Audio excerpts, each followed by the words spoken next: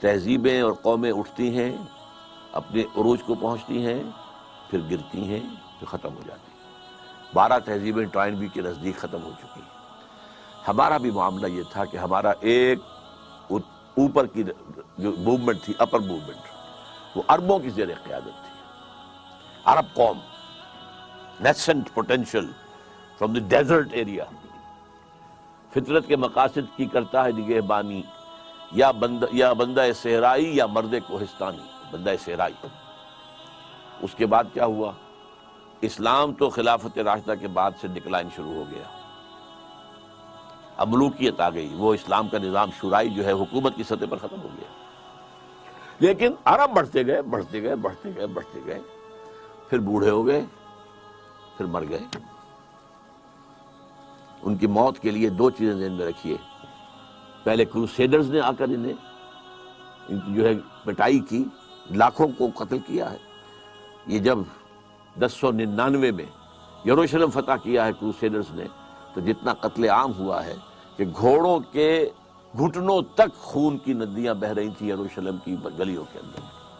اور یہ لکھنے والے ویسٹرن جو ہیں آتھرز ہیں، انہوں نے شرم کے ساتھ سر جیسے معلوم ہوتا ہے کہ نیچے کیا ہوا ہے، اور شرما کر بات لکھ رہے ہیں، حقیقت کو لکھا ضرور ہے انہوں نے۔ اور اس کے بعد تاتاریوں کے ہاتھوں آئے اور کروڑوں مسلمان قتل ہوئے، not lakhs, not it, literally کروڑوں۔ پوری خارزم شاہ کی حکومت عظیم ترین، دی گریٹر خراسان، دی خراسان بزرگ، دی گریٹر خراسان، ختم۔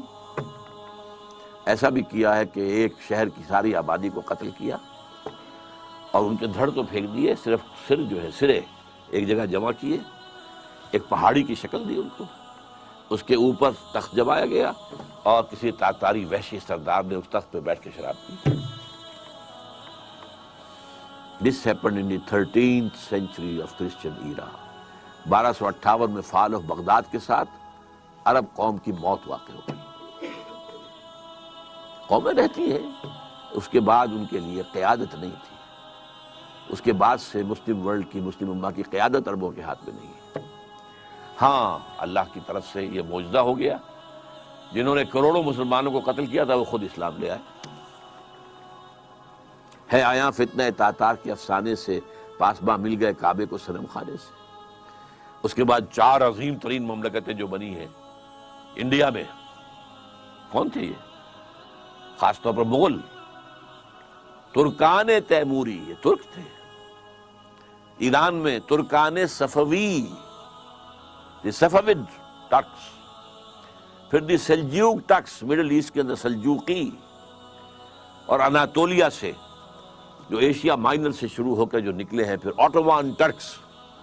تو آپ کو معلوم ہے کہ یورپ کا مشرقی حصہ پورا فتح کیا، ویانا کی سیج تک گئے ہیں، وہاں سے واپسی شروع ہوئی ہے۔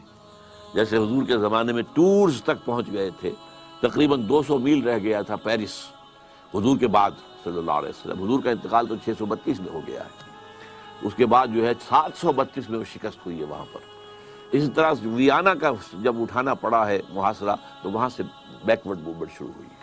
لیکن یہ کہ یورپ کا بہت بڑا حصہ جو ہے ترکوں کے زیر نگی رہا ہے، 400 برس تک خلافت بھی ان کے پاس رہی۔ پھر ڈاؤن فال آ گیا۔ اب ہم اس دوسرے ڈاؤن فال کے لوسٹ ایب پر کھڑے ہوئے ہیں، اور یہ لوسٹ ایب شروع ہوا ہے 1924 سے۔ 1924 میں خلافت ختم، صرف ایک سمبل تھا، a symbol of Muslim unity, ختم۔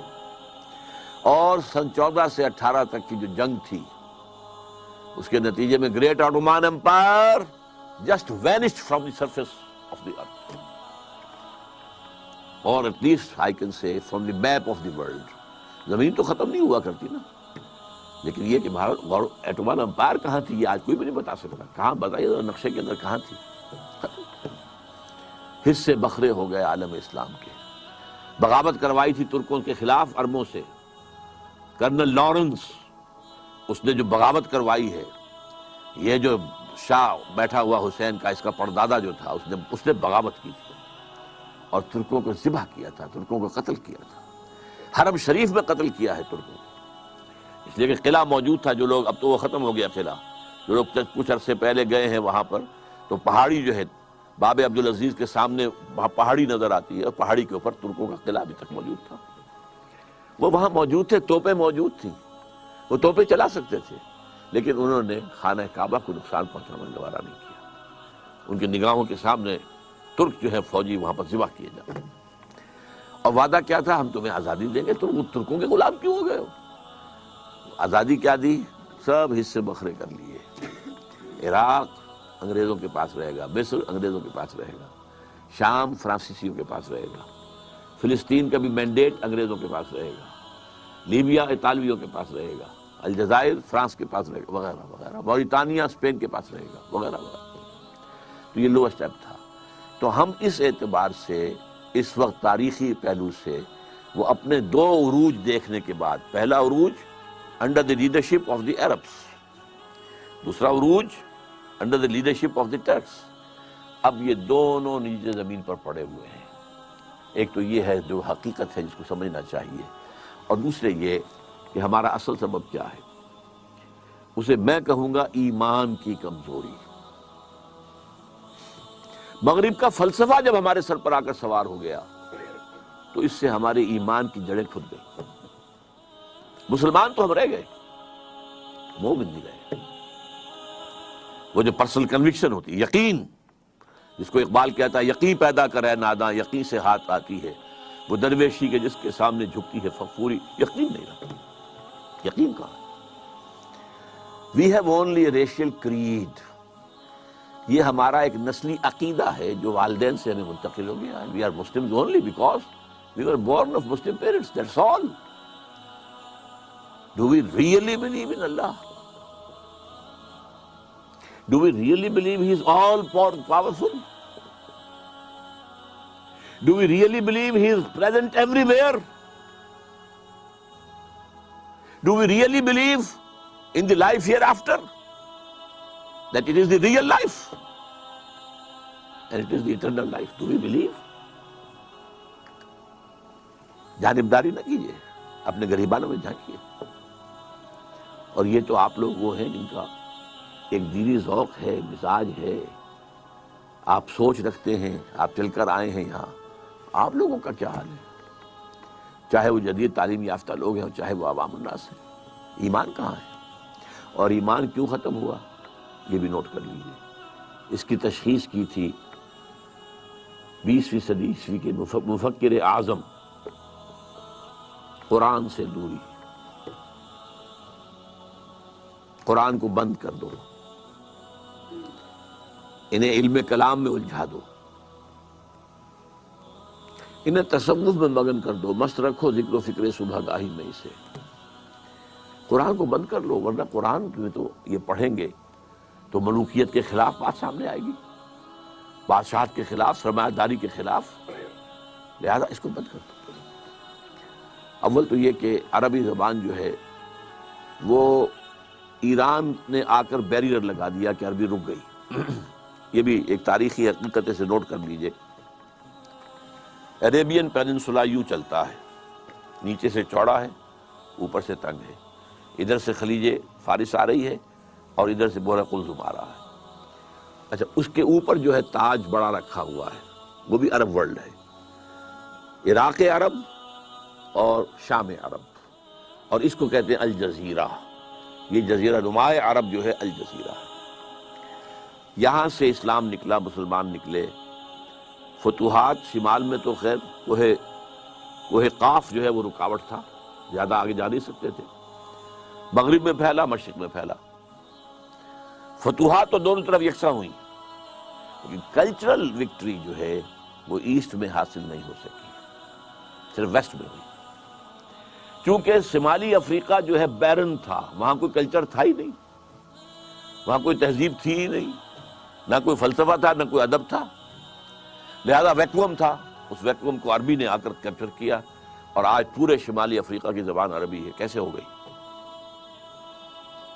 That was due to that vacuum of culture. عرب آ کر چھا گئے، ان کی تہذیب چھا گئی، ان کی زبان چھا گئی. اور بڑے خوش قسمت رہے کہ اب ان کی مادری زبان ہے جس میں قرآن مجید ان کے پاس موجود ہے. مشرق کی طرف جب بڑھے ہیں، عراق سے نکل کر، شام سے نکل کر گئے مغرب کی طرف، عراق سے نکل کر آئے مشرق کی طرف. جو ایران ہے اس کا اپنا کلچر تھا، اس کی تہذیب تھی، اس کی زبان تھی، اس کا لٹریچر تھا، اس کی شاعری تھی، اس کا فلسفہ تھا. لہذا کلچرلی اسلام ایران کو فتح نہیں کر سکا،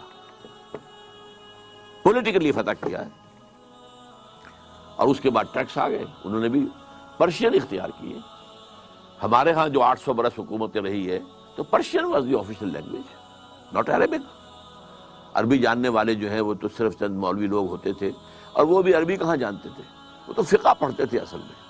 اس لیے کہ 3 عہدوں کے لیے آدمی درکار تھے. سول سروس تھی یہ ان کی مسلمان حکومتوں کی، کہ انہیں قاضی چاہیے، magistrates, they must be expert in law. مفتی چاہیے، یوز کنسلٹنٹس مفتی، اور خطیب چاہیے جامع مسجدوں کے لیے. اس کے لیے انہوں نے نظام بنایا، ایک تعلیمی نظام. اس میں زیادہ زور نہ عربی زبان پر ہے نہ قرآن پر ہے، سارا زور فقہ پر ہے. لہذا یہاں پر عربی آئی ہی نہیں، قرآن مجید سے ہمارا تعارف ہوا ہی نہیں. یہ تو آج سے تقریباً سمجھیے کہ 300 برس پہلے شاہ ولی اللہ دہلوی رحمۃ اللہ علیہ نے قرآن کو کھولا ہے، فارسی میں ترجمہ کیا ہے. حالانکہ ان کے خلاف بغاوت ہو گئی تھی اور مولویوں نے فساد کھڑا کر دیا تھا. انہیں جرم کیا ہے، ترجمہ کیا ہے، قرآن کا ترجمہ کیا فارسی میں. ان کو قتل کرانے کے لیے ولایتی بلا لیے گئے تھے. ولایتی کون ہے؟ افغان. ایک دوسرا چونکہ ملک تھا نا، یہ ولایت تھا، یہ افغانستان جو ہے یہ ولایت تھا. تو جیسے کہیں سے ہمارے ہاں مکرانی جو ہے وہ جرائم پیشہ لوگ مشہور تھے کراچی میں، مکرانی کی شکل دیکھ کر آدمی ڈرتا تھا. اس طرح یہ افغانی جب آتے تھے ولایتی، تو ولایتی بلا لیے گئے تھے کرائے کے قاتل. اور مسجد فتح پوری جو جہاں سے کہ شروع ہوتا ہے ان کا جو کون سا ہے، چاندنی چوک، وہاں اس کے سرے کے اوپر جو فتح پوری مسجد ہے، اس میں عصر کی نماز کے بعد حدیث کا درس دیتے تھے شاہ صاحب. اور طے یہ تھا کہ جب وہ نکلیں گے تو قتل کر دیں گے وہ پٹھان جو کھڑے ہوئے ہیں. لیکن کچھ اللہ نے ان کی ایسا روب ان کے اندر پیدا کر دیا، دہشت پیدا ہو گئی ان کے اندر، ان کے ہاتھ نہیں اٹھے. Otherwise he would have been killed. تو قرآن کھولا ہے کچھ تھوڑا سا. آج بھی ہمارے ہاں بہت سے مذہبی حلقے ہیں جو قرآن کا ترجمہ کرنے کو غلط کہتے ہیں. ایک بہت بڑی تحریک ہے تبلیغی جماعت کی، 15 لاکھ لوگ جہاں جمع ہوتے ہیں، ان کے نزدیک قرآن کا ترجمہ کرنا غلط ہے. قرآن پڑھو اور ثواب لو. باقی مسئلہ پوچھنا مولوی سے پوچھو، تم کیوں پڑھتے ہو قرآن؟ تم قرآن پڑھو گے گمراہ ہو جاؤ گے. یہ صحیح ہے. نیم حکیم خطرہ جان، نیم ملا خطرہ ایمان. اگر آپ اسی طریقے سے پڑھیں گے کہ گہرائی میں نہیں جا رہے ہیں تو آپ گمراہ ہوں گے. یضل بہ کثیرا ویہدی بہ کثیرا. قرآن مجید کی یہ شان قرآن خود بیان کرتا ہے. اللہ تعالیٰ اسی کے ذریعے سے بہت سو کو گمراہ کر دیتا ہے، اسی کے ذریعے سے بہتوں کو ہدایت دیتا ہے. تو ایک حد تک ان کی بات صحیح ہے.